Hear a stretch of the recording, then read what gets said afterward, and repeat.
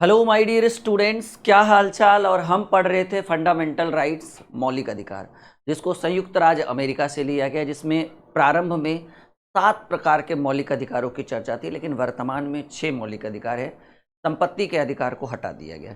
तो एक class already fundamental rights के ऊपर हो चुका था, जिसमें हमने आपको बताया था कि भाई मौलिक अधिकार जो है वो कुल 6 तरीके का है, जिसमें हमने आपको ये बताया था कि समता या समानता का जो अधिकार है ये अनुच्छेद 14 से लेकर 18 तक है। 14 से 18 के अंदर कौन कौन सी घटनाएं घटित हो सकती है, मतलब कौन कौन सा अधिकार, कौन कौन सा राइट दिया गया। मौलिक अधिकार मतलब मूल अधिकार जो एक देश अपने नागरिकों को देता है, ठीक है। तो ये हम पढ़ा चुके हैं। स्वतंत्रता के अधिकार में भी मैंने आपको 19 से लेकर, ठीक है, अनुच्छेद 19 से लेकर 22 तक पढ़ा दिया कि अनुच्छेद 19 में 6 प्रकार की स्वतंत्रता है, 20, 21, 22, ये पूरा कुछ हमने पढ़ा दिया। हमने ये भी बोला है कि मौलिक अधिकार जो है वो संयुक्त राज्य अमेरिका से लिया गया है। मौलिक कर्तव्य, अगर कर्तव्य की बात आ जाए तो रूस से लिया गया है। नीति निर्देशक तत्व जो हम आगे पढ़ने वाले हैं वो आयरलैंड से लिया गया है। तो ये सारी चीज़ें हम पढ़ेंगे एक एक कर करके। सब लोग तैयार हैं? तो चलिए, पहला क्लास उम्मीद है कि बहुत ज़बरदस्त लगा होगा आप लोगों को, फंडामेंटल राइट्स अच्छे ढंग से समझ में आया होगा। अब हम शुरू करेंगे, थोड़ा सा ये देख लेते हैं। अनुच्छेद 19 में बोला गया था कि 6 प्रकार की स्वतंत्रता, नागरिकों को 6 प्रकार की स्वतंत्रता दी गई है, ठीक है, ठीक है। तो जैसे बोला गया है कि भाई बोलने की स्वतंत्रता, झंडा लगाने की स्वतंत्रता, प्रेस की स्वतंत्रता। प्रेस की स्वतंत्रता जो है वो अनुच्छेद 19 के क में है। कहीं जगह कहीं कहीं 19 का क लिखा रहता है, कहीं 19 का 1 लिखा रहता है।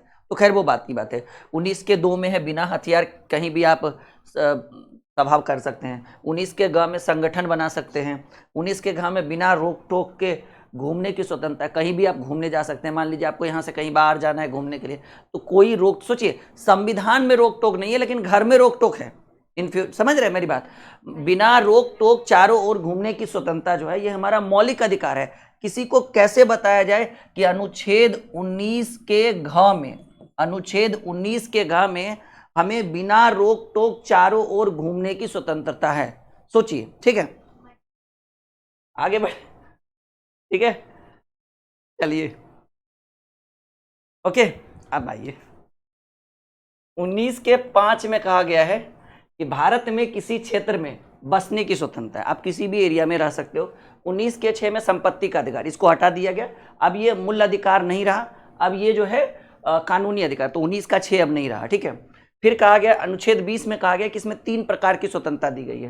पहला कि एक गलती के लिए एक सजा हो, ऐसा नहीं कि पता चला कि एक मर्डर किए, अब आपको 6 साल की सजा हो गई, 6 साल बाद फिर कहीं रास्ते में दिख गए पुलिस वाला, अरे यही मर्डर किया था 6 साल पहले, चलो फिर से ले चलो, ये नहीं। तो एक गलती के लिए एक सजा, ठीक है। दूसरे में कहा गया कि सजा उस समय के कानून के आधार पर दिया गया, पहले वाला या बाद वाला नहीं, जब किए थे उस समय क्या नियम था उसके हिसाब से। फिर है सजा के बाद भी कैदी को संरक्षण दिया जाए, ऐसा नहीं कि अब वो मर्डर कर दिया है तो उसको दिन रात मारते रहो, भाला भोगते रहो, नहीं कि भाई तुम मर्डर कियो। ठीक है, जो सजा देना था मिल गया, वो 6 साल अपनी सजा काटेगा या फिर आजीवन काटेगा, जो भी हो उसके हिसाब से। अनुच्छेद 21 में क्या कहा गया? इसे प्राण एवं दैहिक स्वतंत्रता का अधिकार कहा गया है। इसी के कारण धुआं देने वाली वाहन और ये सब हेलमेट वगैरह जो है वो व्यक्ति को जो है पुलिस चालान काटती है। ये इसी के रीजन से कि भाई आप हेलमेट नहीं लगा रहे हो तो आप खुद भी सुरक्षित नहीं हो, दूसरे को भी सुरक्षित नहीं है। आपके गाड़ी का पॉल्यूशन चालान नहीं कटा है, ठीक है, तो आपका क्या है, आप खुद भी सुरक्षित नहीं हो और दूसरे को भी सुरक्षित नहीं रख रहे हो। चलिए यहां देखिएगा,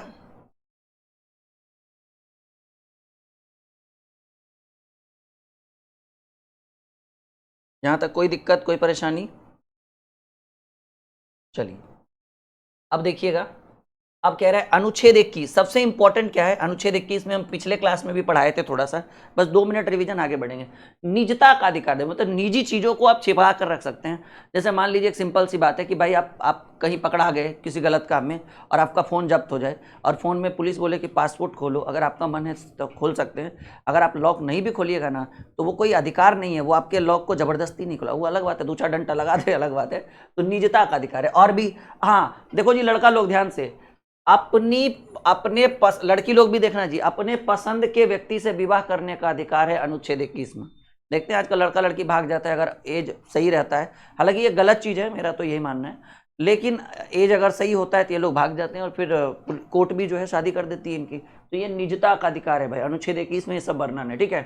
याद रखिएगा, एक होता है नार्को टेस्ट और एक होता है पॉलीग्राफी, ठीक है, पॉलीग्राफ। ये दोनों टेस्ट जो है वो आपका मौलिक अधिकार है। अगर जब तक आप इजाजत नहीं दे, कितना भी बड़ा कांड में आप क्यों ना फंस जाएं, जब तक आप इजाजत नहीं दीजिए कि हमारा नार्को टेस्ट करिए, तब तक हिम्मत नहीं है कि किसी कोई आपका नार्को टेस्ट कर ले, ठीक है। वो अलग बात है कि उस चीज़ के लिए आपको टॉर्चर किया जाएगा कि भाई करवाइए करवाइए, लेकिन आप जैसे जब नार्को टेस्ट होगा तो आपका सिग्नेचर, आपके फैमिली का सिग्नेचर जरूरी है। फैमिली का तो नहीं पता, लेकिन आपका तो होना ही चाहिए कम से कम, ठीक है। अब देखिए अनुच्छेद 21 के काम में कहा गया है कि इसमें 6 से 14 वर्ष के बच्चों को निःशुल्क एवं प्राथमिक शिक्षा, याद रखिए ये अनुच्छेद 21 था जिसमें निजता का अधिकार। अनुच्छेद 21 के काम में 6 से 14 वर्ष के बच्चों को 6 से 14 वर्ष के बच्चों को निःशुल्क और प्राथमिक शिक्षा का अधिकार दिया है, राइट टू प्राइमरी एजुकेशन, ठीक है, प्राइमरी एजुकेशन सॉरी। और यहाँ यह 88वां संविधान संशोधन 2002 के द्वारा जोड़ा गया और 1 अप्रैल 2010 से इसको लागू किया गया, ठीक है। अनुच्छेद 22 में कहा गया कि इसमें भी 3 प्रकार की स्वतंत्रता दी गई। गिरफ्तारी के संरक्षण में ये स्वतंत्रता है। पहला कह रहा है कि जैसे मान लीजिए कि कोई व्यक्ति गिरफ्तार हो गया तो इसको उसको 3 प्रकार की स्वतंत्रता है, समझिए। अनुच्छेद 21 में देखिए यहाँ भी 3 प्रकार की स्वतंत्रता है, यहाँ भी अनुच्छेद 21 में भी जो है सॉरी 20 में 3 प्रकार की स्वतंत्रता है, ठीक है। पहली किस एक गलती के लिए एक सजा, सजा उस समय के कानून के हिसाब से दिया जाएगा जो पहले समय था। और तीसरा कि सजा के बाद कैदी को संरक्षण दिया जाएगा, मतलब उसको सेफ्टी मिलनी चाहिए, ऐसा नहीं कि अब सजा मिल गया तो उसको मारते रहिए, दिन भर पीटते रहिए। अनुच्छेद 22 में भी 3 प्रकार की स्वतंत्रता दी गई है और ये गिरफ्तारी के संरक्षण के आधार पर है। देखिए पहला क्या कहा गया है कि व्यक्ति को गिरफ्तार करने से पहले वारंट यानी कारण बताना होगा, वो रॉलेक्ट एक्ट वाला नहीं, काला कानून नहीं चलेगा, ठीक है। दूसरा 24 घंटे के अंदर उसे न्यायालय में सह शरीर प्रस्तुत किया जाएगा, आने जाने का जो समय है वो नहीं जोड़ा जाता है, मतलब ले जाने और ले आने वाला। गिरफ्तार व्यक्ति को अपने पसंद का वकील रखने का अधिकार है, भाई आप चाहो तो आप अपने पसंद की वकील रख सकते हो। तो अनुच्छेद 22 आप समझ चुके हैं। अब देखिएगा एक होता है निवारक निरोध अधिनियम, क्या होता है माय डियर, एक होता है निवारक निरोध अधिनियम, ठीक है। कह रहे इसकी चर्चा अनुच्छेद 22 के 4 में की गई है, ठीक है। और इसका उद्देश्य किसी व्यक्ति को सजा देना नहीं बल्कि अपराध करने से रोकना है। और इस कानून के तहत पुलिस शक के आधार पर किसी भी व्यक्ति को बिना कारण बताए अधिकतम 3 महीने तक गिरफ्तार या नजरबंद कर सकती है। अब जैसे मान लीजिए किसी व्यक्ति के ऊपर आपको शक हो रहा है कि ये चोट्टा जो है कुछ गलत काम करेगा, ये जो है दंगा फैलाएगा या कुछ भी ऐसा, तो आराम से उसको पकड़ेगा प्रशासन, लेके उसको 3 महीने तक उसको नजर। जैसे मान लीजिए चुनाव का समय आता है, देखते हैं जितना जो छठा गुंडा लोग रहता है, खास करके बिहार यूपी में जितना भी छठा गुंडा रहता है ना, उसको पकड़ लिया जाता है चुनाव के समय में। इस चोट्टा जरूर दंगई करेगा, इसको पकड़ के आराम से सेल में रख दिया, बोला तुम चुनाव के बाद निकलना आराम से, ठीक है। और ये अधिकार है प्रशासन का, ठीक है, जिस पर अधिकार हो तो उसी को एक नियम कहा गया निवारक निरोध अधिनियम। इसके अनुसार आप ये अनुच्छेद 22 के 4 में है बाबू, ये निवारक निरोध अधिनियम का है 22 के 4 में। और इस अधिनियम के तहत किसी भी व्यक्ति को नजरबंद किया जा सकता है या 3 महीने तक जो है उसको साइड करके रखा जाए। शक के आधार पर पुलिस बिना कारण बताए अधिकतम 3 मैक्सिमम 3 उससे 3 से ज्यादा नहीं उसे गिरफ्तार या नजरबंद कर सकती है। नजरबंद किसी व्यक्ति को जब समाज से मिलने नहीं दिया जाता है, ठीक है, तो उसे नजरबंद कहते हैं। नजरबंद होटल, आवास या जेल कहीं भी हो सकता है। जैसे मान लीजिए कि भाई अब मान लीजिए हमारा शहर पटना है, अब किसी को मान लीजिए कि कोई ऐसा छटा हुआ गुंडा है, उसको 3 महीने के लिए नजरबंद कर दिया जाए कि भाई तुम पटना की सीमा में नहीं घुस सकते हो, ठीक है, तो उसकी हिम्मत नहीं है कि वो 3 महीने करना, चाहे कितना भी बड़ा कारण क्यों ना आ जाए, वो 3 महीने तक पटना के क्षेत्र में नहीं आएगा, ठीक है ना। राजा महाराजा लोग जो है वो एकदम अब निष्कासित कर देते थे अपने साम्राज्य से, उसी को अभी हम लोग मॉडिफाई करके बोलते हैं नजरबंद कर देना। मतलब नजरबंद कर दिया जाएगा तो आप उस क्षेत्र में अपना जीवन यापन नहीं कर सकते हैं समय के अनुसार। जैसे अरे भाई जैसे भगवान राम को किया गया था ना 12 साल का वनवास, तो नजरबंदी हुआ ना कि 12 साल तक दिखना नहीं है आपको अयोध्या में और पूरे उस उधर के एरिया में। भारत में प्रमुख निवारक निरोध अधिनियम, ठीक है। अब देखिए निवारक निरोध अधिनियम समय समय पर आते गए, बहुत सारे निवारक निरोध अधिनियम है, सबका अलग अलग काम रहा, सबका अलग अलग, इतना डीपली लोग पढ़ाते नहीं है, लेकिन हमारा मानना है कि अगर हम पॉलिटी पढ़ ही रहे हैं तो इतना ऊपर ऊपर क्यों पढ़े, थोड़ा सा समय लेकर। जैसे अभी फंडामेंटल राइट्स हम पढ़ रहे हैं, मौलिक अधिकार, तो ये मौलिक अधिकार कम से कम 5 क्लास जाएगा। आज हमारा ये दूसरा क्लास है, दूसरी वीडियो है ना फंडामेंटल राइट्स की। जब तक हम 5 क्लास ना पढ़ा दे मिनिमम, तब तक ये फील करिएगा कि अभी भी बाकी है, अभी बहुत कुछ सीखना है फंडामेंटल राइट्स में।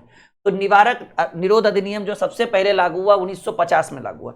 अब देखिएगा कि इसमें क्या हुआ, कहा गया है कि यह भारत का पहला निवारक निरोध अधिनियम था। समझ रहे हैं, याद रखिएगा, प्रश्न पूछ सकता है। यहां देखिए ना, ये जो सबसे पहले निवारक निरोध अधिनियम है, इसका उद्देश्य किसी भी व्यक्ति को सजा देना नहीं है, बल्कि अपराध करने से रोकना है। निवारक निरोध, निरोध मतलब सॉल्यूशन होता है बाबू, कार्यों का सॉल्यूशन करने के लिए। जैसे मान लीजिए कि किसी के ऊपर आपको शक लग रहा है कि ई जो है ये गलत काम कर सकता है, तो उसको पुलिस पकड़ के अलग से नजरबंद करके रख सकती है, और मैक्सिमम 3 महीने तक उसको नजरबंद। ये सब चीज आपको चुनाव में, जैसे अभी बिहार में चुनाव है, तो बहुत सारे लोगों को नजरबंद कर दिया जाएगा, उसको अलग से रख दिया जाएगा। चुनाव खत्म होगा फिर उसको छोड़ देता है, मारपीट नहीं, बस साइड में रख देता है, तुम इधरे रहो, खाना पीना सब देंगे, आराम से रिलैक्स रहो। चुनाव खत्म होगा, अगला दिन निकाल दिया, जा घूमते रहो जहाँ घूमना है तुमको, तो उसको कहते हैं नजरबंद। तो इसके लिए बहुत सारे नियम कायदे कानून है अलग अलग। तो सबसे पहले आया 1950 में, तो पहला निवारक निरोध अधिनियम कब लागू हुआ? 1950 में।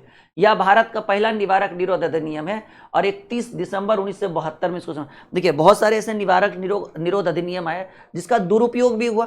ठीक है, अब नजरबंद के चक्कर में पता चला प्रशासन पकड़ के झूठा लेके चल गया, कोई विपक्ष वाला रहा, कोई विपक्ष वाला प्रशासन रहा, ऐसा भी हुआ है बहुत बार। तो इसलिए इसका दुरुपयोग भी हुआ। तो फिर इसको 50 में शुरू किया गया, 1972 में, क्योंकि जैसे जैसी चीजें आती गई, नई नई चीजें बंद होती गई। ठीक है, अब भाई 1950 में योजना आयोग आया था पंडित जवाहरलाल नेहरू के शासनकाल में। 2014 में मोदी जी उसको बंद करके नीति आयोग ला दिए। तो अपना अपना समय के हिसाब से देखिए। आंतरिक, पहला निवारक निरोध अधिनियम था, दूसरा था आंतरिक सुरक्षा अधिनियम, जिसको हम बोलते हैं मीसा, MIS से। ठीक है, maintenance of international security act, maintenance of international security act, Misa. ठीक है, ये 1971 में लाया गया था, किंतु इसकी देखिए, बोले थे ना कि बहुत सारे निवारक निरोध अधिनियम का दुरुपयोग हुआ। ठीक है, तो इसका बहुत ज्यादा सर्वाधिक दुरुपयोग हुआ। और 1978 में देखिएगा, पहले पूछा जाए निवारक निरोध अधिनियम सबसे पहली बार भारत में कब लागू किया गया? एकदम आजादी के तुरंत बाद 1950 में। और इसको समाप्त कब किया गया? 31 दिसंबर 1900, बस याद रखिएगा 1972।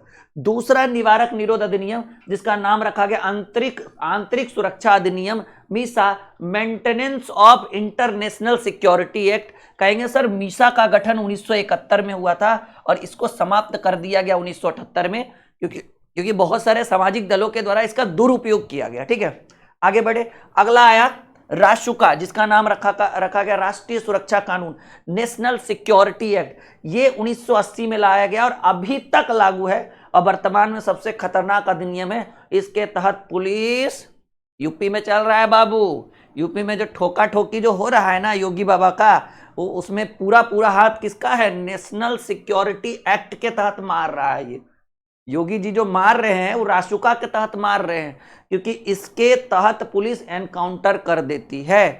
ठीक है, बहुत सारा विकास दुबे और भी बहुत सारा नाम, बहुत सारे आपने यूपी में, बिहार में तो बहुत कम अभी हुआ है, क्योंकि बिहार में हमारे जो चचा है नीतीश जी, उनका करेजा ही अभी थोड़ा छोटा है भाई। ठीक है, उनको इनकाउंटर उनसे नहीं होगा। वो अभी सही ढंग से वो बीपी का दवाई खा रहे हैं। ठीक है सही ढंग से उस बिहार को चला ले हुए बहुत है, तो इनकाउंटर तो खैर उनसे नहीं होगा, समझ रहे हैं। योगी जी का हम देखिए, अगर हमारे दिल की बात पूछी जाए ना कि भाई आप किसको चाहते हैं कि देश का मुख्यमंत्री, बिहार का अगला मुख्यमंत्री, 2 आदमी का नाम बोलेंगे, कहेंगे योगी बाबा को बना दीजिए, और नहीं कुछ समझ में आ रहा है तो खान सर को बना दीजिए। भाई बढ़िया है, मस्त है, ठीक है, बहुत अच्छे हैं। ठीक है हाँ, हम तो 2 ही आदमी का नाम लेंगे, कह रहे या तो योगी बाबा को बना दीजिए, नहीं किन्हीं से संभल रहा है तो हमारे खान सर को बना दीजिए। बस उतने में इतना जबरदस्त आदमी है ना, मत पूछिए। ठीक है भाई, हम मतलब हमारे दिल में रहते हैं अभी भी वो। हालांकि ज़्यादा बातचीत नहीं है उनसे, 1-2 बार बातचीत हुई है, लेकिन बड़े तगड़े मस्त बहुत अच्छे आदमी हैं। ठीक है हाँ, चलिए आगे बढ़े। ये मैंने अपनी दिल की बात बोली, एकदम क्या ऑन कैमरा बोला मैंने, किसी को भी जाकर वीडियो सुना दो कि राहुल सर ऐसे बोल रहे थे राहुल सर ऐसे। ठीक है, तो राशुका की बात करें, नेशनल सिक्योरिटी एक्ट, इसको 1980 में लाया गया। हमसे नहीं हो पाएगा भाई। ठीक है, यह अभी तक लागू है, और यह वर्तमान में देखिए, जिगरा होना चाहिए, एक बड़ा सा जिगरा होना चाहिए। ठीक है, हमारे पास भी है, लेकिन हमसे ज्यादा बड़ा उनका है। ठीक है, हम सहयोगी दल में रहेंगे इसे 1980 में लाया गया, यह अभी तक लागू है, और वर्तमान में इससे सबसे खतरनाक अधिनियम माना जाता है, और इसके तहत पुलिस एनकाउंटर कर देती है। बढ़िया है, बहुत बढ़िया। चलिए आगे बढ़े। देखो बाबू, वो आया टाडा, टेररिस्ट एंड डिस्ट्रिप डिस्ट्रिप क्या लिखा हो, गलत लिखा है, एक्टिविटीज, डिसरप्टिव एक्टिविटीज। चलिए सीधे याद रखिए ना, अंग्रेजी को गोली मारिए, सीधे याद रखिए टाड़ा। एगो टाड़ा पढ़ाएंगे, एगो पोटा पढ़ाएंगे। देखिए टाड़ा, दादा पोता नहीं बोल देना, टाड़ा और पोटा। देखिए इतना डीपली कोई नहीं पढ़ाता है जितना हम आपको पढ़ा रहे हैं। हम कह तो रहे हैं फंडामेंटल राइट्स एक क्लास में, 2 क्लास में खत्म कर देते हैं लोग, टीचर लोग। हम कह रहे हैं हम 5 क्लास पढ़ेंगे। जब तक 5 क्लास नहीं होगा तब तक हमारा मौलिक अधिकार खत्म नहीं होगा। तो आतंकवादी एवं विध्वंस गतिविधियां, जिसको हम लोग टाड़ा कहते हैं, ये बड़ा डेंजर है, जिसके बारे में जानिए। कह रहा है कि इसे 1985 में आतंकवादियों के विरुद्ध लाया गया था, दुरुपयोग होने के कारण, ठीक है ना। 1995 में इसको भी समाप्त किया। अब इतना डीपली मत जाइए कि क्या क्या दुरुपयोग हुआ, कहाँ कहाँ दुरुपयोग हुआ, क्यों दुरुपयोग हुआ, इतना डीपली जानने की जरूरत नहीं है। बस याद रखिएगा कि टाड़ा और पोटा जो है ना, ये टाड़ा और पोटा ये दोनों आतंकवादियों के लिए लाया गया। पहले टाड़ा लाया गया जिसका दुरुपयोग हुआ, मतलब सही ढंग से बता। देखिए अरे भाई, ये एक्ट लाया गया ताकि हम मतलब आतंकवादियों पर नियंत्रण पा सके, और ये उसी का फायदा उठा लेते थे आतंकवादी लोग, ठीक है, और घुसपैठी कर देते थे। तो टाड़ा को बंद कर दिया गया। तो ये कह रहे हैं टाड़ा को कब, देखिए डेट याद रखिए, सबसे इंपॉर्टेंट जरूरी है कि ये जो निवारक निरोध अधिनियम 1950 1950, आतंकवादी सुरक्षा मीशा 1971, और राष्ट्रीय सुरक्षा अधिनियम रासुका, जिसमें अभी योगी जी एनकाउंटर कर रहे हैं, 1980, ठीक है, टाड़ा 1985, और एक है बाबू पोटा। पोटा 2001 में लाया गया, 4 में समाप्त कर गया। तो टाड़ा की बात करें, इसे 1985 में आतंकवादियों के विरुद्ध लाया गया था, दुरुपयोग होने के कारण इसे 1995 में 10 साल बाद समाप्त कर दिया गया। आतंकवादी निवारक अधिनियम, ठीक है ना, पोटा, बस इतना पढ़िए पोटा, यह भी आतंकवादियों पर लगाया जाता था। इसे 2001 में प्रारंभ और 2004 में खत्म। मतलब टाड़ा भी खत्म, पोटा भी खत्म। अभी पूछा जाए कि अभी ऑन करेंट कौन सा चल रहा है अधिनियम, रासुका। रासुका के अंदर जो है वो एनकाउंटर किया जाता है, और योगी जी जो है वो ज्यादातर क्या कर रहे हैं, रासुका का ही प्रयोग कर रहे हैं, जो 1980 में लाया गया था, और ये अभी भी वर्तमान में है, ठीक है। और ये बहुत डेंजर था, एकदम सीधे एनकाउंटर, खत्म, गए लो काम से, ठीक है। अब याद रखिएगा गैर कानूनी गतिविधियां, UAPA, ठीक है, इस कानून का मुख्य उद्देश्य आतंकी गतिविधियों पर रोक लगाना था।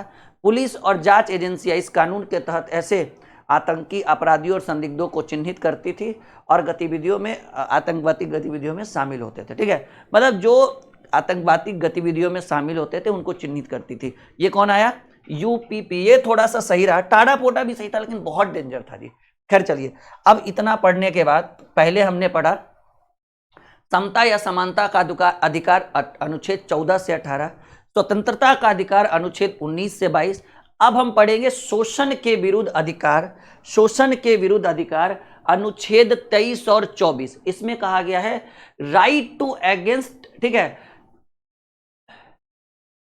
क्या 23-24 है ना, हाँ, अनुच्छेद 23 और 24, बिल्कुल सही कह रहे हैं। तो इसमें याद रखिए, बस 2 ही इसमें याद रखना है, शोषण के विरुद्ध अधिकार अनुच्छेद 23 और 24,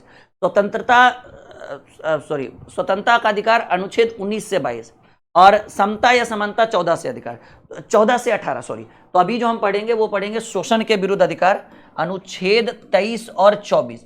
तो अनुच्छेद 23 में कहा गया बलात्कार श्रम, ठीक है, मतलब जबरदस्ती काम करवाना, बेगारी, बिना वेतन के काम करवाना, ठीक है, पर रोक लगाया गया। किंतु राष्ट्रीय सुरक्षा के मुद्दे पर बलात्कार श्रम यानी और बेगारी जो है वो कराया जा सकता है। समझिएगा, मैं कहने का मतलब है कि आप किसी से बलात्कार श्रम को मतलब समझिए, बलात् होना चाहिए, बलात्कार श्रम का अर्थ होता है जबरदस्ती, आप किसी से काम नहीं करा सकते हैं।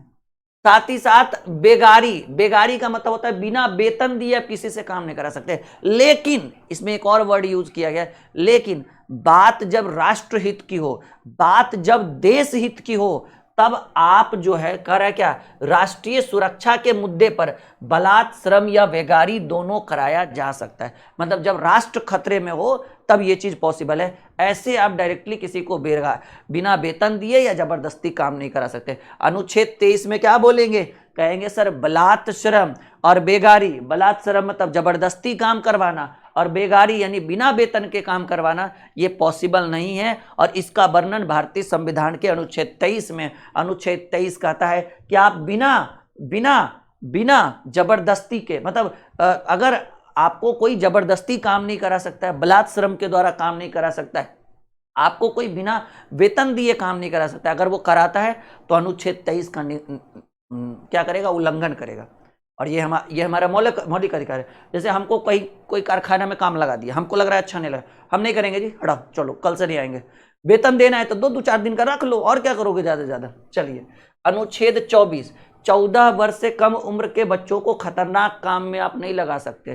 जैसे देखते हैं छोटा छोटा बच्चा बुक के दुकान पे रहता है या छोटा बड़ा, तो उस पर लोग ज्यादा ध्यान, लेकिन अगर 14 साल से कम उम्र का बच्चा अगर कोई फैक्ट्री में कोई बड़ा डेंजर काम करते हुए धरा जाए तो फैक्ट्री मालिक का हालत पंचर हो जाएगा जी, अगर प्रशासन उसको अच्छे से धर लेगी। तो 14 से कम उम्र के बच्चों को आप फैक्ट्री में काम नहीं करा सकते हैं, बलात् श्रम नहीं करवा सकते हैं, बेगारी, बलात् श्रम और बेगारी, ठीक है, यानी बलात् श्रम यानी जबरदस्ती काम, और बिना वेतन दिए काम जो है आप नहीं करा सकते। ये अनुच्छेद 23 में वर्णन है। अनुच्छेद 24 में कह रहा है 14 से कम उम्र के बच्चों को आप कारखानों में डेंजरस काम, खतरनाक काम नहीं करवा सकते। अब देखिए, ये बस इतना ही था, शोषण के विरुद्ध अधिकार, अनुच्छेद 23-24। चौथा जो है वो आपका है भाई धार्मिक, ठीक है, धार्मिक स्वतंत्रता का अधिकार, right to religious freedom act, ठीक है, आर्टिकल 25 से, अनुच्छेद जो है 25 से 28, राइट टू रिलीजियस फ्रीडम, ठीक है, अनुच्छेद 25 से 28, ये 3 याद रखिएगा, 25 से लेकर 28 तक। चलिए, तैयार हैं सब लोग। देखिए, अनुच्छेद 25 में कह रहा है कि अंतःकरण, ठीक है, कंसिशियस की बात करें, कंसिशियस की चर्चा अर्थात व्यक्तिगत धार्मिक स्वतंत्रता की चर्चा। इसके तहत सिखों को कृपान और मुस्लिमों को दाढ़ी और हिंदुओं को टिक्की रखने का, देखिए हमारे दादाजी पिछले महीने गए हैं ना, देखिए अभी हमने थोड़ा सा इसको छोटा करवा लिया, दिख रहा है आप लोग को, ये है, दिख रहा है आपको, यस या नो में बोलिएगा। पढ़ा रहे तो एकदम पूरा डिजिट दिख रहा है आपको जी। इसका मतलब है कि भाई हम हिंदू संप्रदाय से हैं, सनातनी हैं, ठीक है। तो हमारे दादाजी पिछले महीने चल बसे, ठीक है। तो क्या था भाई, सिंपल बात है, दास कर्म होता है, नहीं ब्रह्मभोज होता है, तो 10वां के दिन जो है वो एक हिंदू संप्रदाय के लोग जो है अपना बालों को जो है वो दान में दे देते हैं, ठीक है, जो भी कहिए, और टिक्की रखा जाता है। ये टिक्की दिख रहा है आपको छोटा सा, मेरा अभी तो मैंने कटवा लिया है, काफ़ी बड़ा था, मैंने अभी बोला कि भाई थोड़ा छोटा कर दीजिए, ज़्यादा अच्छा नहीं लग रहा है, ठीक है। तो वही कह रहा है, देखिए अनुच्छेद 25 अंतःकरण, कंसिशियस की बात करें, इसमें व्यक्ति की धार्मिक स्वतंत्रता की चर्चा है। आप अपने धर्म के हिसाब से चलिए, अगर आपको टिक्की रखना है बिल्कुल रखिए, आपको दाढ़ी रखना है बिल्कुल रखिए। और सिखों के लिए कृपान का मतलब एक छोटा सा छुरा होता है जो सिख यहाँ पे रखते हैं, कृपान, कड़ा, नहीं काकर, कृपान, कड़ा और कंघा, ये काकर रखने का अधिकार, ये सब चीजें। जैसे आप चाकू लेकर जाइएगा तो भगा देगा, आपको निकाल देगा। अभी देखो पटना में मेट्रो बना है, घुसिए चाकू लेकर निकाल देगा, लेकिन सिख कृपान लेकर घुसेंगे, हिम्मत नहीं है, वो उनका धार्मिक अधिकार है। हमारा भी धार्मिक अधिकार है, चुटिया है हमारी भाई, नहीं मुस्लिम संप्रदाय को दाढ़ी रखते हैं, तो ये सब हमारा जो है धार्मिक अधिकार है। तो कह रहे हैं अंतःकरण यानी कंसिशियस की बात करें, इसकी चर्चा अर्थात व्यक्तिगत धार्मिक स्वतंत्रता का अधिकार है। इसके तहत सिखों को कृपान मतलब छोटा सा तलवार होता है, मुस्लिमों की दाढ़ी और हिंदुओं की टिक्की रखने की स्वतंत्रता है। क्लियर है, आगे बढ़ते हैं। बौद्ध, जैन तथा सिख हिंदू धर्म का ही अंग है, ठीक है ना, तो वो लोग भी अगर टिक्की रखे तो कोई दिक्कत नहीं है। बौद्ध, जैन और सिख ये लोग हिंदू संप्रदाय के अंतर्गत ही आते हैं। अगला देखिएगा अनुच्छेद 26, इसमें सामूहिक धार्मिक स्वतंत्रता की चर्चा है। इसी के तहत यज्ञ हवन करने, सड़क पर नमाज पढ़ने, धार्मिक संस्थान की स्थापना करना, धार्मिक क्रियाकलाप में भाग लेने का अधिकार है। जैसे अभी नवरात्रि आ रहा है ना, इसके अकॉर्डिंग अनुच्छेद 26 मुस्लिम संप्रदाय के लोग सड़क पर नमाज पढ़ते हैं, लंगर लगाया जाता है, और भी बहुत सारी धार्मिक स्वतंत्रता की चर्चा। इसके तहत यज्ञ हवन किया जाता है, बड़े बड़े अनुष्ठान किए जाते हैं। अभी माता दुर्गा का नवरात्रि शुरू हो रहा है, ये सब किसके अंतर्गत आएगा, अनुच्छेद 26 के अंतर्गत आएगा। अनुच्छेद 27 को कह रहा है कि धार्मिक कार्यों के लिए दिया गया धन पर टैक्स न। देखिए आजकल जो है ना, इस चीज का लोग दुरुपयोग कर रहे हैं। क्या करें, धार्मिक संस्थान खोल देते हैं क्योंकि वो टैक्स फ्री होता है। धार्मिक संस्थान में आने वाले टैक्स के ऊपर, आने वाले धन के ऊपर किसी भी तरह का सरकार टैक्स नहीं लगाती है, यानी धार्मिक संस्थान जो है वो टैक्स फ्री है, आपको पता होना चाहिए। अभी देखो 22 तारीख से जीएसटी कम होने वाला है, नहीं तो हम लोग को जीएसटी देना ही है, थोड़ा कम देंगे, अभी कम गया है थोड़ा सा, लेकिन धार्मिक चीजों पर टैक्स नहीं देना पड़ेगा। अनुच्छेद 28, सरकारी धन से चल रहे संस्थानों में धार्मिक शिक्षा नहीं दी जाएगी। अब मान लीजिए कि सरकारी स्कूल में कहेगा कि नमाज पढ़ो, हाँ पॉसिबल है। सरकारी स्कूल में कहेगा कि दुर्गा पाठ सीख के आना जी कल से, है पॉसिबल। सरकारी स्कूल में बोले ठीक है कि भाई कल से जो है एकदम बहुत सारा एकदम बौद्ध धर्म का ये सब नहीं, धार्मिक शिक्षा नहीं दे सकते हैं सरकारी।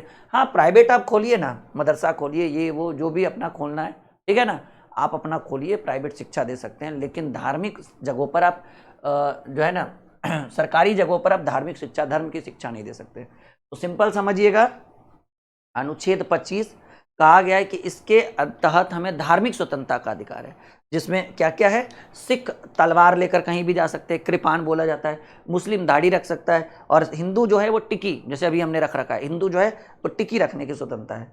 आगे बात करेंगे अनुच्छेद 26, इसमें मुस्लिम सामूहिक धार्मिक स्वतंत्रता का अधिकार है, यज्ञ हवन, सड़क पर नमाज पढ़ना, धार्मिक संस्थान, अभी नवरात्रि आ रहा है, होली दशहरा, ये सब जो है वो धार्मिक अनुष्ठान है, ये सब करने का अधिकार 26। अनुच्छेद 27 में कह रहा है कि कोई भी धार्मिक कार्य के ऊपर धर्म के द्वारा आए गए पैसों पर टैक्स नहीं दिया जाता, मतलब टैक्स फ्री होता है। अनुच्छेद 28, सरकारी धन से चल रहे संस्थानों में धार्मिक शिक्षा नहीं दी जाएगी। अगर कोई गवर्नमेंट स्कूल है वहाँ पर आप कहिएगा, ठीक है, कि भाई पूरा एकदम जो है पूरा मतलब क्या कह दे एक तरह से कि भाई पूरा जो है कल जो है नमाज पढ़ाया जाएगा सबको, एकदम फायर सब लोग, नहीं ऐसे कैसे होगा।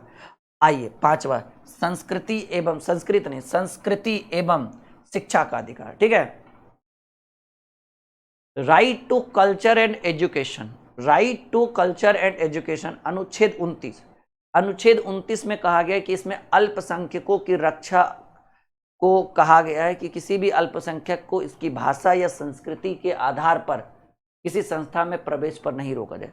मतलब थोड़ा सा टाइपिंग गलत है, अल्पसंख्यकों के हितों की रक्षा की बात की गई है अनुच्छेद 29 में, थोड़ा सा गलत लिखा गया है। क्या लिखा गया है कि इसमें अल्पसंख्यकों की हितों की रक्षा के लिए कहा गया है कि किसी भी अल्पसंख्यकों की इसकी भाषा या संस्कृति के आधार पर किसी संस्थान में प्रवेश पर आपने नहीं रोक सकते हैं। अब जैसे मान लीजिए, सिंपल सी बात है कि अब अभी नवरात्रि शुरू हो रहा है, अब नवरात्रि वैसे तो हिंदू संप्रदाय का है नहीं, अब मान लीजिए कि मुस्लिम संप्रदाय के बहुत सारे बच्चे हैं, अब उनका मन कर जाए कि हमू मेला घूमे एकदम बढ़िया से सज धज के एकदम इत्र वित्र लगा के, कोई दिक्कत नहीं, आप घूम सकते हैं। उनका मन करे कि हमू माता रानी के ऊपर हाले नहीं चढ़ाएंगे, हमें पता है, लेकिन अगर मन कर जाए कि हमू चढ़ा दे तो कोई दिक्कत नहीं, बिल्कुल। हिंदू संप्रदाय में भी लोग जो है वो मस्जिद में जाते हैं, चादर चढ़ाते हैं, नहीं अरे हमारे चचा चढ़ाते हैं, नीतीश कुमार जी, तेजस्वी चढ़ाते हैं, नहीं और भी बहुत सारे ऐसे लोग हैं। तो ये धार्मिक चीजें हैं, चलते रहती है, ठीक है, किसी भी धर्म को मनाही नहीं है। आप भले ही हिंदू संप्रदाय के हैं, लेकिन अगर कहीं पर मिल जाए, नहीं मान लीजिए कोई मुस्लिम संप्रदाय को कहते भगवान जी पढ़ना, तो गलत, भगवान थोड़ी नाराज हो जाएंगे, अरे कहा क्या है, तू ही राम है, तू रहीम है, तू करीम कृष्ण खुदा हुआ, नहीं ये चीज पढ़ा होगा आपने, ये चीज सुना होगा आपने, गाया भी होगा आपने कभी ना कभी, ठीक है। तो वही कह रहे हैं कि भारत में हिंदू बहुसंख्यक के अंतर्गत आते हैं, इसके अलावा अन्य सभी समुदाय जैसे मुस्लिम, सिख, ईसाई, बौद्ध, जैन धर्म इत्यादि अल्प बहुसंख्यक आ गए, मतलब इनकी संख्या बहुत ज्यादा होती है ना, 80% लगभग यही है, और इसमें बाकी जो है ये अल्पसंख्यक समुदाय में आते हैं, ठीक है। तो अनुच्छेद 29 समझ गए कि अल्पसंख्यकों के हितों की रक्षा के आधार पर आप उसके भाषा या संस्कृति के आधार पर आप उसको धार्मिक संस्थानों में, धार्मिक क्या कह सकते हैं, किसी भी धार्मिक, अरे क्या कह सकते हैं, किसी भी आधार पर किसी संस्था में प्रवेश पर आप नहीं रोक सकते हैं। जबकि हिंदू बहुसंख्यक है, 80% लगभग हिंदू है, और 15-20-25% में सब है उधर। अनुच्छेद 30 की बात करें तो अल्पसंख्यकों की शिक्षा संरक्षण, कह रहे अल्पसंख्यक यदि बहुसंख्यकों के बीच में शिक्षा लेने में संकोच कर रहे हैं तो अल्पसंख्यकों के पसंद की संस्था खोल सकते हैं, ठीक है। उसे मान लीजिए कोई बाबू एक ST/SC का व्यक्ति है, ठीक है, ST/SC का एक बहुत बड़ा, मान लीजिए एक बहुत बड़ा जिला है, मान लीजिए कोई ऐसा जिला जो ST/SC से बढ़ा हुआ है, ठीक है। तो अब यहाँ मान लीजिए उधर है ना, कौन सा, बिहार में है, ध्यान से उठ गया थोड़ा सा, ठीक है। तो मान लीजिए कोई ऐसा जिला है जिसमें अनुसूचित जाति, जनजाति और अल्पसंख्यक मतलब लोग रहते हैं ज्यादातर। अब मान लीजिए कि उनको जो है वो जनरल वाले स्कूल में, कॉलेज में उनको थोड़ी सी दिक्कत हो रही है, या फिर ऐसा लग रहा है कि जिस जिले में या फिर जिस क्षेत्र में ST/SC की जनसंख्या ज़्यादा है, उनको लग रहा है कि हम लोग जो है ना एकागो ऐसा कॉलेज खोल दे जो जहां पर ST SC के लोग पढ़ सकते हैं, ठीक है, तो आप अलग से खोल सकते हैं। क्या कह रहा है कि अल्पसंख्यक यदि बहुसंख्यकों के बीच में शिक्षा लेने से संकोच कर रहा है तो अल्पसंख्यक अपने पसंद की संस्था खोल सकता है और सरकार उसको धन भी देगी। याद रखिएगा, जितना संरक्षण बहुसंख्यक को है उससे ज्यादा संरक्षण अल्पसंख्यक को है। समझ रहे हैं मेरी बात? तो ये सब चीजें याद रखिएगा। मतलब ST SC वाले या EBC वाले अपने पसंदीदा संस्थान को खोल सकते हैं, चला सकते हैं, गवर्नमेंट आपको जो है संरक्षण देगी, पैसा भी देगी। अनुच्छेद 31 की बात करें, इसमें पैतृक संपत्ति की चर्चा की गई जो मूल अधिकार था, किंतु 44वां संविधान संशोधन 1978 के द्वारा इसे कानूनी अधिकार बना दिया गया है और ये 300 के कम है। ये जो अनुच्छेद 31 है इसमें हमारी पैतृक संपत्ति जो हमारा मूल अधिकार था, संपत्ति का अधिकार, सोचिए संपत्ति का अधिकार दो जगह चर्चा में आया। अनुच्छेद 31 में भी संपत्ति के अधिकार की चर्चा है और अनुच्छेद 19 के 6 में, ठीक है, 19 के 6 में भी संपत्ति के अधिकार की चर्चा है। इन दोनों को यहां से हटा दिया गया और इसको ले जाकर रख दिया गया 300 के कम है। यानी संपत्ति का अधिकार जो है वो हमारा मौलिक अधिकार से हटकर वो क्या हो गया, वो क्या हो गया, संपत्ति का अधिकार क्या बन गया जी, कानूनी अधिकार बन गया। और वो 31 से भी निकल गया और 19 के 6 से भी निकल गया और कहाँ घुस गया, 300 के काम में। तो याद रखिएगा, संपत्ति का अधिकार हमारा पहले कानूनी अधिकार, संपत्ति का अधिकार हमारा पहले मौलिक अधिकार था और वो अब चला गया कानूनी अधिकार। फिर से आप सीखिए, थोड़ा सा समझिए चीजों को, जब तक समझिएगा नहीं, समझ एकदम चीजें स्पष्ट नहीं होगी आपके लिए। कहाँ थे हम लोग, चलिए देखिए, शिक्षा और संस्कृति अनुच्छेद 29 में, पहले आइए, हाँ अनुच्छेद 29 में देखिए कहा गया है कि इसमें अल्पसंख्यकों की रक्षा के बारे में कहा गया और किसी भी अल्पसंख्यक को भाषा और संस्कृति के आधार पर आप किसी भी संस्था में प्रवेश के लिए वर्जित नहीं कर सकते, आप उसको रोक नहीं सकते कि भाई तुम छोटा जाति वाला नहीं जाएगा, एकदम बवाल मार हो जाएगा फिर वहां पर, ठीक है। और बहुसंख्यक किसको कहते हैं, जो हिंदू, जिसकी जनसंख्या ज्यादा होती है वो बहुसंख्यक कहलाते हैं, जिनकी जनसंख्या कम होती है वो अल्पसंख्यक कहलाते हैं। तो हिंदू की जनसंख्या पूरे हिंदुस्तान में ज्यादा है इसलिए ये लोग बहुसंख्यक कहलाए, और बाकी जितने भी धर्म के लोग हैं वो अल्पसंख्यक कहलाते हैं। तो कंफ्यूज मत होना, बहुसंख्यक सिर्फ हिंदू है, बाकी सब जो है वो जिनकी जनसंख्या कम है वो अल्पसंख्यक। मुस्लिम भी लगभग 20% से कम ही है।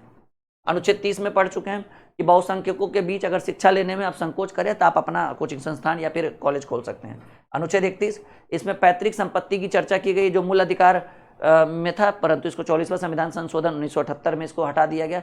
याद रखिएगा, संपत्ति के अधिकार को कब हटाया गया, कहेंगे सर 44वां संविधान संशोधन 1978, और हटाया कहाँ कहाँ से गया, एक अनुच्छेद 31 से हटाया गया, साथ ही साथ अनुच्छेद 19 के 6 से भी हटाया गया, और इसको कहाँ जोड़ा गया, अनुच्छेद 300 के का। और जब ये अनुच्छेद 300 के का में जुटा तो कैसा अधिकार हो गया, संपत्ति का अधिकार हो गया कानूनी अधिकार। संपत्ति का अधिकार क्या हो गया माय डियर, कानूनी अधिकार हो गया। अब देखिए अनुच्छेद 19 के 6 में अर्जित संपत्ति की भी चर्चा है, जबकि इसको अनुच्छेद 31 में पैतृक संपत्ति, देखिए पैतृक संपत्ति, देखिए दोनों संपत्ति है। अनुच्छेद 19 के 6 में अर्जित संपत्ति, जो आपने कमाया है वो 19 के 6 में रख दिया गया, और जो आपके वंशज का था, पूर्वजों का था, दादा परदादा का था, उसको पैतृक संपत्ति की चर्चा कर दी गई। समझ रहे हैं, जो आपने कमाया, जो आपने धन, जैसे हम अभी पैसा कमा रहे हैं तो हमारी अर्जित संपत्ति होगी, जो हमारे पिताजी, दादाजी, परदादाजी का होगा, जमीन जायदाद, पुराना घर द्वार, वो हमारी पैतृक संपत्ति कहलाएगी। तो पैतृक संपत्ति को रखा गया अनुच्छेद 31 में, और निजी संपत्ति या अर्जित संपत्ति को अनुच्छेद 19 के 6 में, ठीक है। मूल अधिकारों को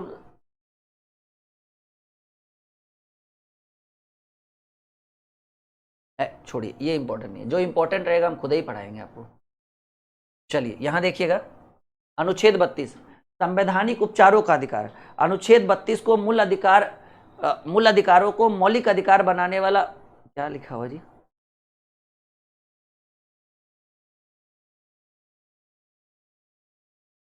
अरे सीधे याद रखिए ना, अनुच्छेद 32, मैं आपको सीधे समझिएगा, अनुच्छेद 32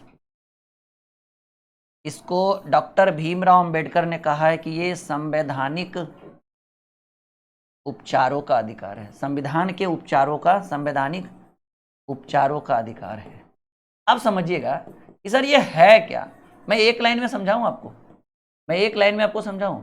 मैं आपको एक लाइन में समझाता हूँ। अनुच्छेद 32 क्या है? संवैधानिक उपचारों का अधिकार। मान लीजिए कि मौलिक अधिकार में कोई भी दिक्कत हो, कोई भी परेशानी हो, कोई भी समस्या हो जो आपके माइंड में बिल्कुल भी सेट नहीं हो रहा है, या आप उसके अगेंस्ट हो, तो अनुच्छेद 32 कहता है कि तुमको कोई भी दिक्कत हो तो तुम कहां जा सकते हो? अनुच्छेद 32 के तहत सुप्रीम कोर्ट में 5 प्रकार की रिट याचिका को दायर कर सकते हैं। वो 5 रीट क्या हम पढ़ेंगे, यानी सीधे सीधे समझिए ना, अनुच्छेद 32 सीधे सीधे कहता है कि ये संवैधानिक, ठीक है, संवैधानिक उपचारों का अधिकार है और इसके तहत आप सुप्रीम कोर्ट में जाकर कोई भी 5 प्रकार की रिट याचिका को जारी कर सकते हैं। वो 5 रीट कौन कौन सा है समझिएगा मेरी बात। तो ऐसे उतना कुछ नहीं पूछता है। ये गलत लिखा हुआ है अनुच्छेद, गलत, ये एकदम गलत लिख दिया है अनुच्छेद 32 वाला। ऐसे नहीं टाइप करना चाहिए था इसको, शुरू देख के ही हमको लग गया ये गलत टाइपिंग है। तो अनुच्छेद 32 में कहा गया संवैधानिक उपचारों का अधिकार, और इसमें मूल अधिकारों को मूल अधिकार बनाने वाला, मूल अधिकार का ये गलत टाइपिंग है, ठीक है, क्योंकि इसके द्वारा व्यक्ति मौलिक अधिकारों का हनन के मामले में, जैसे सिंपल याद रखिए कि अगर आपको लग रहा है कि आपके मौलिक अधिकार को कोई छीन रहा है, आपको बोलने की स्वतंत्रता, मुंह बंद कर दिए नहीं अब जैसे कोरोना आया था, तो कोरोना में क्या था कि जैसे अभी हम 6 प्रकार की स्वतंत्रता देखें, बोलने की स्वतंत्रता, प्रेस की स्वतंत्रता, घूमने की स्वतंत्रता, बिना हथियार सभा करने की स्वतंत्रता, नहीं कहीं भी जाकर बसने की स्वतंत्रता, किसी भी जगह घूमने की स्वतंत्रता। कोरोना में तो सब छीन लिया गया था, यानी आपके मौलिक अधिकारों पर अंकुश लगाया गया था। अब उस समय हाई कोर्ट अब जाइएगा तो गड़बड़ नहीं हो जाता, सुप्रीम कोर्ट। तो कभी कभी जो है चीज़ों को समझ, अब जबरदस्ती कोई आपको नहीं बोल रहा है, एकदम कनपट्टी पर बंदूक रख ले, बोल कर दिखाओ जरा, जैसी समय मिले तुरंत एकदम रिट याचिका जारी करिए, अनुच्छेद 32 के तहत चाहिए सुप्रीम कोर्ट। भाई हमको बोलने नहीं दिया गया जी, ये कैसा अधिकार है, कैसा कानून है, तब उस पर एक्शन लिया जाएगा। काहे रे चुट्टा, इसको बोलने काहे नहीं दिया, ठीक है। देखते हैं कभी कभी आप फेसबुक पर या यूट्यूब पे वीडियोस देखते होंगे कि कैसे हाई कोर्ट का जो मुख्य न्यायाधीश होते हैं, या हाई कोर्ट के जो कोई भी बड़े वाले न्यायाधीश होते हैं, एसपी, डीएसपी, डीएम, सबको एकदम रेल के रख ले रहते हैं, एकदम मतलब एकदम वीडियो कॉन्फ्रेंसिंग आपने देखा होगा जरूर, कभी ना कभी फेसबुक पर, कभी ना कभी यूट्यूब पर देखा होगा, मतलब एकदम जी sir, yes sir, yes sir, एकदम हालत। सोचिए न्यायपालिका जो है वो सबका प्रधान होता है। हमारा संविधान इतना, बाबा साहब भीमराव अंबेडकर ने हमारे संविधान को इतना जबरदस्त बनाया, किसी को भी किसी के ऊपर रखा ही नहीं है। सोच लीजिए हमारी बात, अगर आप एक डीएम है, अगर आप एक एसपी है, दरोगा तो छोड़ दीजिए, वो तो ऐसी रेल आ जाता है 2 मिनट में, डीएम एसपी भी है ना, अगर हाई कोर्ट का जज बुला दिया ना, पटना हाई कोर्ट का, कि भाई फलना नालंदा वाले जज को, नालंदा वाले डीएम साहब को जरा भेजिए तो कल तारीख पर, एकदम रात भर ससुरा को नींद नहीं आएगा कि क्या पूछेगा जज हमरे, क्योंकि वह न्यायपालिका है। न्यायपालिका के सामने कुछ नहीं चलता है बाबू। खाली एक बार बोल देगा ना, फलना जिला वाला जज को भेजिए जी, सॉरी फलना जिला वाले डीएम साहब को भेजिए तो जरा, बड़ा सुन रहे आजकल जो है घुसखोरी कर रहे, ये कर रहे, पूरा नींद नहीं आएगा, एकदम वहां जाएगा, एकदम समझ रहे हैं। आनंद किशोर का वीडियो वायरल हुआ था, देखे होंगे, वो कोट पहनकर नहीं गए थे, ठीक है, वीडियो कॉन्फ्रेंस में, और पटना हाई कोर्ट के जो जज थे एकदम रेल के रख दिए उनको कि आप डिसिप्लिन में क्यों नहीं आए। तो कहे सर हमको ध्यान नहीं था। काहे नहीं ध्यान था, आप इतने बड़े पद पर है और आपको इतना छोटा सा चीज ध्यान नहीं है। हमने वीडियो देखा, हमने अरे इतना पावर होता है, फिर हमने इनके बारे में थोड़ा डीपली पढ़ा, चीजों को समझिए, ठीक है। भारत के संविधान को ऐसे निचोड़ के बनाया गया है कि किसी को भी किसी के ऊपर रखा ही नहीं गया कि जाओ, जब तुमको हम अपना अधिकार ही नहीं देंगे, फिर तुम बढ़ोगे कैसे बाबू। चलिए, बहुत लंबा चला जाएगा जी। चलिए ये 5 रीट पहले हम आपको पढ़ा देते हैं। हाँ 4 5, हाँ ये 5 रीट पहले हम आपको पढ़ा देते हैं। बंदी, देखिए पहला रीट है बाबू बंदी प्रत्यक्षीकरण। सॉरी, पहला रीट क्या है, 5 प्रकार का रीट जारी हुआ है। अब ये रीट क्या है वो समझिएगा। जब आप 5 रीट के बारे में पढ़ेंगे ना तो अपने आप चीजें समझ में आ जाएगी। बंदी प्रत्यक्षीकरण, इसको पहले बंदी पति परमेश्वर उसका अधिकार है, बंदी पति परमेश्वर उसका अधिकार है। ये 5 रीट है। पहला रीट का नाम है बंदी प्रत्यक्षीकरण, दूसरा है प्रतिषेध, तीसरा है परमादेश, चौथा है उत्प्रेषण और 5वां है अधिकार परीक्षा। अब ये पांचों रीट के बारे में थोड़ा सा 2-2 मिनट 1-1 मिनट हम देख लेते हैं कि ये है क्या, ये किस तरह से लागू किया जाता है, किस तरह से अगर आपके मौलिक अधिकारों का हनन होता है तो आप सीधे सुप्रीम कोर्ट में जाकर रीट याचिका दायर कर सकते हैं। एकदम ठीक है। जैसे मान लीजिए कि आपके साथ कुछ गलत हुआ और आपको बोलने की स्वतंत्रता नहीं दी किसी भी तरह का, आपके सीधे सीधे अनुच्छेद 32 में कहा गया है कि ये संवैधानिक उपचारों का अधिकार है, ये संवैधानिक उपचारों का अधिकार है, ये भारतीय संविधान के हृदय एवं आत्मा है। अनुच्छेद 32 को डॉक्टर भीमराव अम्बेडकर ने पता क्या बोला, ये भारतीय संविधान की हृदय एवं आत्मा है, संवैधानिक उपचारों का अधिकार है। अगर आपके अधिकारों का, आपके मूल अधिकारों का हनन होता है तो अनुच्छेद 32 के तहत कहा गया है कि आप सीधे चले जाइए सुप्रीम कोर्ट और सुप्रीम कोर्ट में जाकर रीट याचिका दायर कर दीजिए, जिसमें आपके पास 5 प्रकार की रीट याचिका होगी। अब वो पांचों के बारे में पढ़िए। सबसे पहले कहा गया बाबू बंदी प्रत्यक्षीकरण, बड़ा फेमस रीट है। इसका अर्थ होता है सशरीर प्रस्तुत करना, ठीक है। यह व्यक्तिगत स्वतंत्रता का सबसे बड़ा रीट है। यह बंदी बनाने वाले अधिकारी को आदेश देता है कि उसे 24 घंटे के भीतर शरीर न्यायालय समेत प्रस्तुत करें। मान लीजिए, ठीक है ना, कि अब आपको कोई गिरफ्तार कर लिया किसी भी गलत काम में, चोरी चमारी कुछ भी, ठीक है, कुछ हो मान लो, और गिरफ्तारी के बाद वो आपको 2-3 दिन तक मारते रहा, डेंगाते रहा थाने में, 3 दिन बाद पेश किया कोर्ट में, हाई कोर्ट या सुप्रीम कोर्ट या जिला का जो कोर्ट होता है ना उसमें। अब आपको कानून पता है, देख लो काम आएगा, पढ़ लिख लोगे तो बढ़िया है ना, समझो।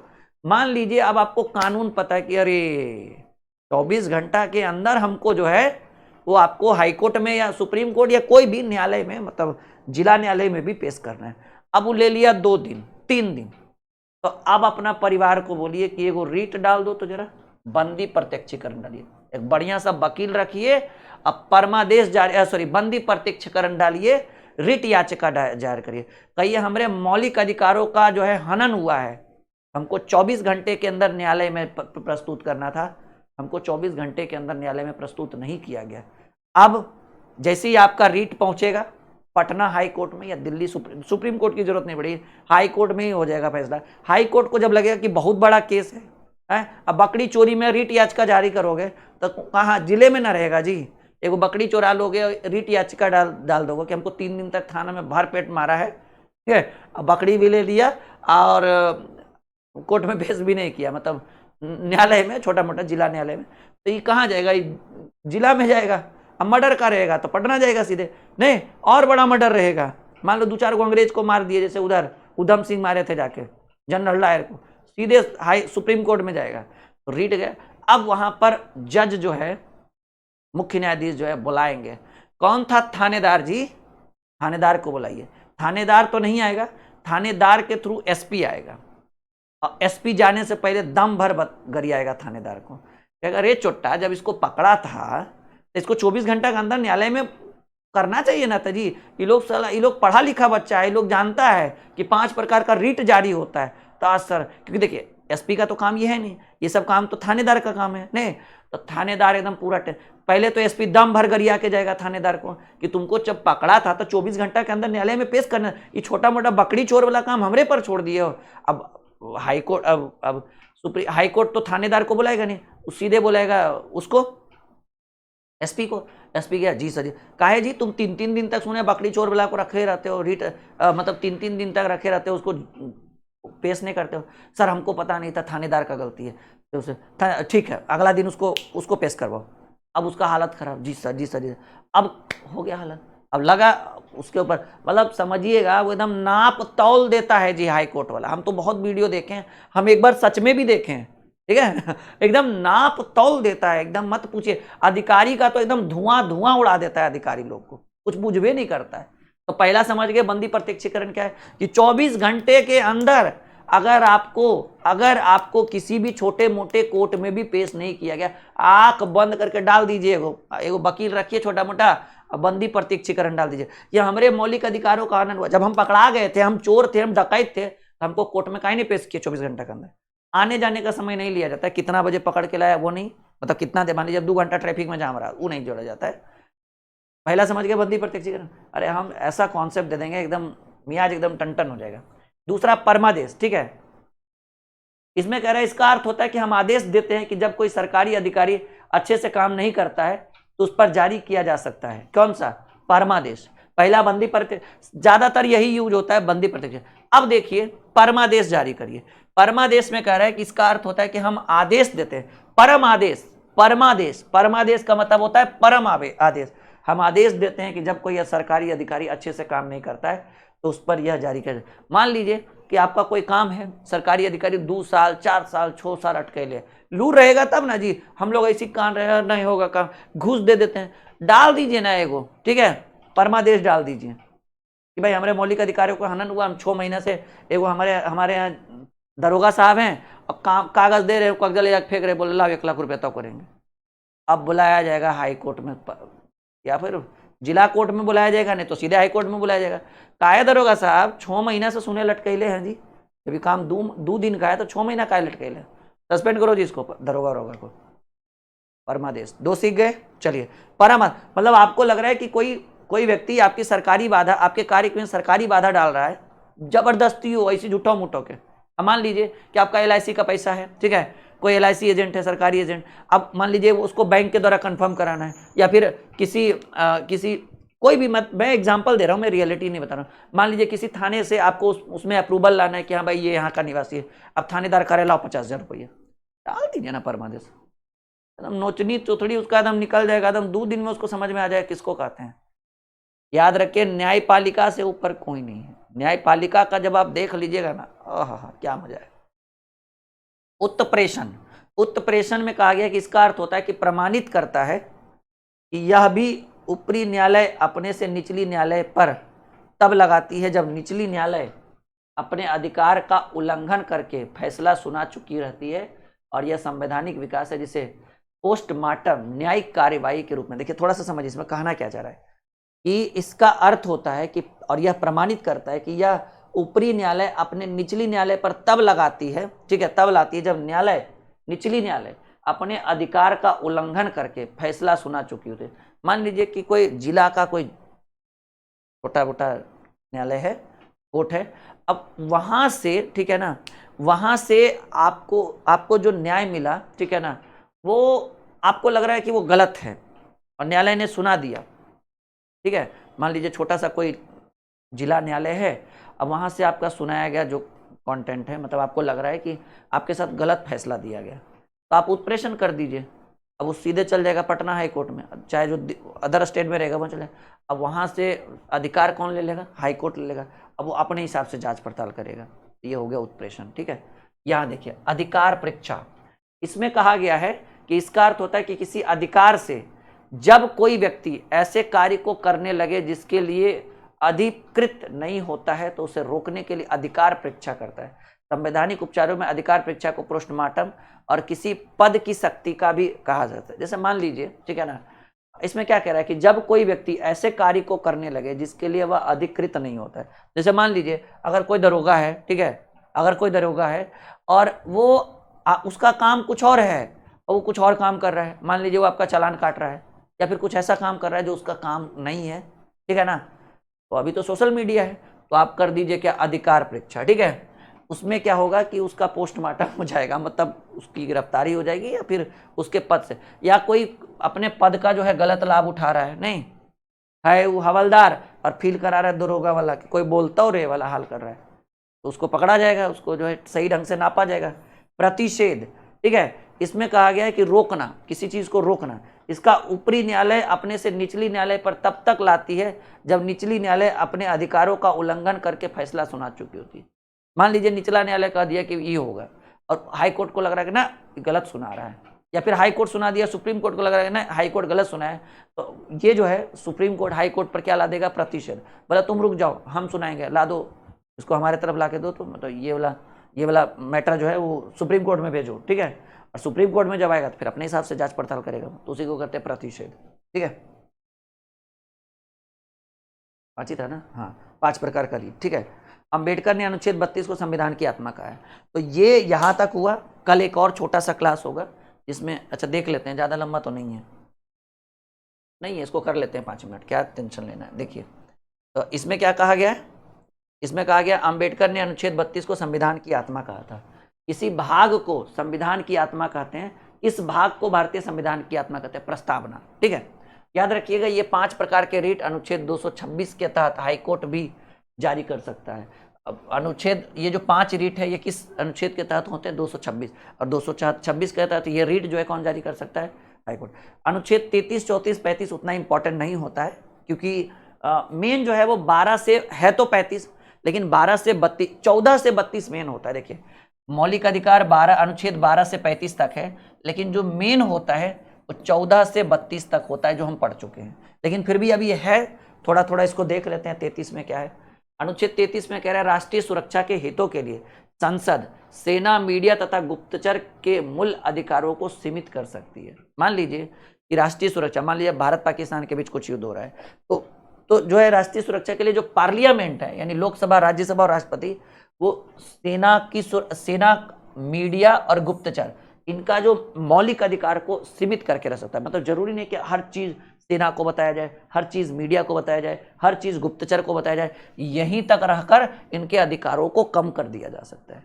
ये अनुच्छेद 33 में कहा गया है कि राष्ट्रीय सुरक्षा के हित में जो पार्लियामेंट होती है, जो हमारी संसद होती है, वो सेना को, मीडिया को और गुप्तचर को, इन लोगों के मूल अधिकारों को कम कर दिया सकता है। अब जैसे मान लीजिए अब युद्ध हो रहा है, सेना कह रहा है कि हम जाना चाहते हैं, हम बाद में लड़ेंगे, भगाए नहीं ना, आना ही पड़ेगा। आपके मूल अधिकारों को सीमित किया गया, आपको जाने की स्वतंत्रता थी लेकिन आप जा नहीं सकते हैं, भगौड़ा साबित हो जाइएगा। अनुच्छेद 34, भारत के किसी भी क्षेत्र में सेना का कानून लागू किया जा सकता है। याद रखिएगा, राष्ट्रपति शासन या सेना का कानून जो है, ठीक है ना, मार्शल लॉ जिसको हम कहते हैं, समझ रहे हैं। जैसे किसी भी ऐसी विकट परिस्थिति आ जाए जब राज्य सही ढंग से काम ना करे, तो ऐसी परिस्थिति में, या फिर राज्य उस चीज को संभाल ना पाए, बाह्य आक्रमण को, तो क्या लगेगा भाई, मार्शल लॉ लगा दिया जाएगा, सेना का कानून लगा दिया जाएगा। सेना के न्यायालय को कोर्ट मार्शल कहते हैं, और ये सबसे कठोर मार्शल लॉ जो होता है वो AFSPA होता है, याद रखिएगा। ठीक है, अनुच्छेद 35 में कहा गया है कि भाग 3 में दिए गए मूल अधिकारों को लागू होने की विधि की चर्चा, मतलब कुछ नहीं है, मतलब 12 से 34 तक जो चीज हुआ उसका चर्चा किया है, मतलब 12 से 35 में जो चीज है उसकी चर्चा है कि उसको मूल रूप से लागू कैसे किया जाए। ये इतना इंपॉर्टेंट नहीं है, अगर इतना इंपॉर्टेंट रहता तो बिल्कुल आपको लगता है कि हम चर्चा नहीं करते। देखिए ये चीज जो ऑलरेडी हम पढ़ चुके हैं कि भाई मूल अधिकारों को 7 श्रेणियों में बांटा गया, किंतु 7 के जगह अभी कितने हो गए, 6 हो गए। अब ये बार बार क्या देखना, समता या समानता अनुच्छेद 14 से 18, स्वतंत्रता 19 से 22, शोषण के विरुद्ध अधिकार 23 से 24, धार्मिक स्वतंत्रता 25 से 28, शिक्षा एवं संस्कृति 29-30, संपत्ति का अधिकार अनुच्छेद 31 जो अभी नहीं है इसलिए क्रॉस मारा गया, और संवैधानिक उपचारों का अधिकार 32। तो 7 में से एक नहीं है, 6 वाला, यानी 6 मौलिक अधिकार है। अनुच्छेद 15, 16, 19, 29, 30 केवल भारतीयों को मिलता है, याद रखिएगा। अनुच्छेद 15, 16, 19, 29 और 30 केवल भारतीयों को मिलता है। अब जाकर देख लीजिएगा 15 में क्या है, 16 में क्या है, 19 में क्या है। 19 में है स्वतंत्रता का अधिकार, 29 में है शिक्षा एवं संस्कृति, 30 में भी वही है। हड़ताल करना तथा चक्का जाम करना मूल अधिकार का हनन हो जाता है। ठीक है, जब ये सब काम करते हैं तो आपका मूल अधिकार का हनन हो जाएगा। अस्थायी आवास तथा अनिवार्य रोजगार मूल अधिकार नहीं है। ठीक है, मतलब अस्थायी मतलब समझ रहे हैं, कोई कहेगा कि हम रेंट पर रह रहे हैं, हमको घर बना के दीजिए, मूल अधिकार हुआ नहीं। और अनिवार्य रोजगार, मतलब कोई कहेगा कि हम बेरोजगार हैं, हमको रोजगार दीजिए, ये सब मूल अधिकार नहीं है। वोट डालने का अधिकार राजनीतिक अधिकार है, मूल अधिकार नहीं है। सब लोग कहता है ना कि वोट डालना हमारा मौलिक अधिकार है, अरे नहीं, वो राजनीतिक अधिकार है, मूल अधिकार नहीं है। वो माने तो डालिए, नहीं माने तो नहीं डालिए, कोई आपको बाधा नहीं कर सकता है। जैसे आज वोट पड़ रहा है, आप वहां से गुजर जाइए, कहीं डाला नहीं, हमारा मन नहीं डालना, मत डालिए, वैसे डाल देना चाहिए, वोट हमेशा डालना चाहिए। ठीक है, मूल अधिकार को कुछ समय के लिए राष्ट्रपति निलंबित, कोरोना में किया तो था निलंबित। मूल अधिकार को अस्थायी रूप से प्रतिबंधित संसद करती, पार्लियामेंट। जैसे कोई भी अधिकार, जैसे संपत्ति का अधिकार, ये कहाँ से पास होगा, पार्लियामेंट से। मूल अधिकार का रक्षक सुप्रीम कोर्ट, जो अनुच्छेद, सुप्रीम कोर्ट